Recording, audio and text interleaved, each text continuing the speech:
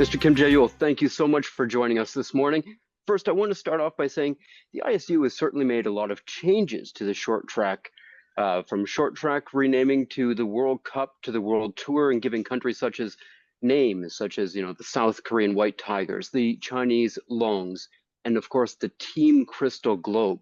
Can you talk about some of these changes that you have helped initiate and the effects that they have had so far? So there are many things associated with the short track world tour. It's much more than just renaming of the series. Some of the changes that we are introducing includes the event format. So in the past, during the World Cup series format, each skater could only skate up to two distances during the week of the World Cup series. And with the short track world tour, every skater can skate up to all three distances, which means at each distance, fans can watch the best of the best skaters competing against each other for the glory. That's one one change. And we also made the competition schedule, or adjust the competition schedule so that we have more compact events scheduled on Saturday and Sundays. And in terms of event presentation, we now have the chief referee announcing the reasons for the penalty with a microphone, speaking to the fans on the TV and the fans inside the stadium, just like the NFL referees do. We just want to make sure that we clearly explain what's happening on the ice to the fans so they have a better understanding of what's going on. There are many other things associated with the short track world tour, but it's much more than the rebranding. It's a complete change to maximize the potential that short track sport has, and we're very excited about what's coming ahead. Beijing is going to host the 2025 Short Track World Championships from March 14th to the 16th. What makes Beijing a good city for hosting an event like this? Well, Beijing has a proven track record of successfully hosting the major international sports events. Beijing, in fact, is the only city that hosted both Summer and Winter Olympics. And thanks to the successful hosting of 2022 Beijing Olympics, we have great legacies from the Olympics. We have amazing venues, Ice Ribbon, and iconic Ice Ribbon, which is arguably the most beautiful speed skating oval. Not only that, it's got a fast ice. So we had the Speed Skating World Cup at the end of November last year, and there were 20 personal best records at the Ice Ribbon, which is an amazing achievement. It's something that Chinese can boast about. It reflects the quality of the ice. We also have the Capital Indoor Stadium, which is another great venue for short track and figure skating events. You mentioned obviously 2022 Beijing Winter Olympics, Beijing being the first and only Olympic dual host city.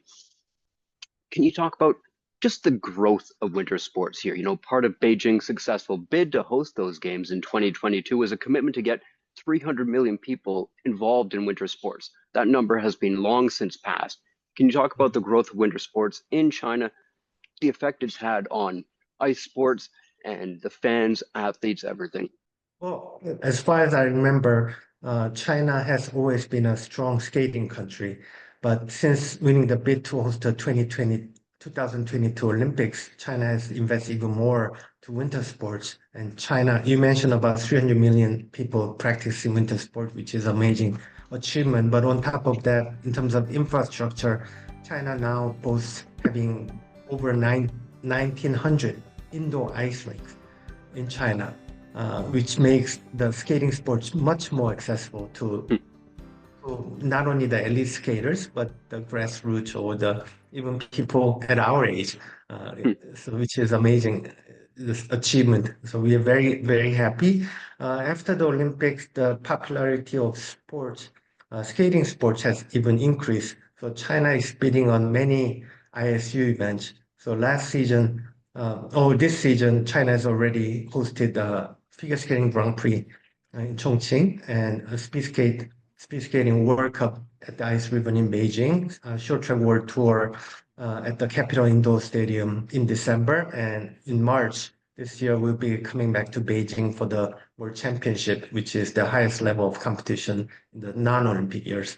And China having so many top skating events in China gives Chinese fans that are very passionate, by the way, about skating, the chance to watch our world's best skaters competing head to head against each other live, which is also a great opportunity. Fuel the further growth of skating, popularity of the sports. China is the second most successful nation in the world in Olympic short track speed skating. Tremendous popularity, of course, in figure skating. What about the economic impact of so many more eyes in China tuned into ice sports? In terms of economics, because China is willing to host many events, Mm. I'm sure it promotes the tourism in China. But one thing I want to point out is that China is not only focusing on Beijing. We are talking with the Chinese authorities about hosting events even outside of the Beijing. So we had again Grand Prix in Chongqing this season, but we also had a Junior Grand Prix for the first time in China in Wuxi. Now, figure skating has some of the biggest global winter sports stars. After Beijing 2022, figure skating lost a massive icon when Yuzuru Hanyu retired. Fans around the world groaned, particularly the women, of course. The Japanese legend, of course, he followed Russia's Evgeny Plushenko. Who do you think is perhaps next in line? Could the USA's Ilya Malinin be the next big star in that vein? Yes, so we've had great stars in the past, but we also have emerging stars that will shine, that are already shining, but will shine at the next Winter Olympics in 26. Ilya is amazing. I mean, he made a history landing quad axel successfully for the first time, and it's very exciting and inspiring to watch him perform. And I'm sure he's inspiring many younger generation of skaters. But we're very fortunate that we have other stars. We have at the Grand Prix final, Amber Glenn from the US. She won her first Grand Prix final. This is great because she's overcome severe mental and physical challenges to be on the top of the podium. Well, you just mentioned the ninth edition of the Asian Winter Games, as you said, that starts in Harbin on February 7th. I'm certainly looking forward to it and we'll be there. What are some of your hopes and expectations for those games in particular? Who do you see emerging as new stars? And what about the platform it gives to countries that maybe have a tough time competing against the Europeans and Americans, say? Well, first, I'm very glad that China is organizing Asian Winter Games. We haven't had one since 2017, Mhm. and it's happening a year before the Milano Cortina Olympics. So giving Asian skaters opportunities to compete at the global level at a large multinational, international competition, which will be a good way, good preparation leading up to the Milano Cortina Olympics. So greatly appreciate. You talk about how do we make skating more accessible for the non-traditional skating countries. This is one of the examples how the member countries are helping other countries to level up their skating skills. So we're very excited about the Harbin, and I'm sure we'll see the new names they'll be competing and for the coming seasons leading up, going to the Milan Olympics. So it will be a great opportunity for the skaters.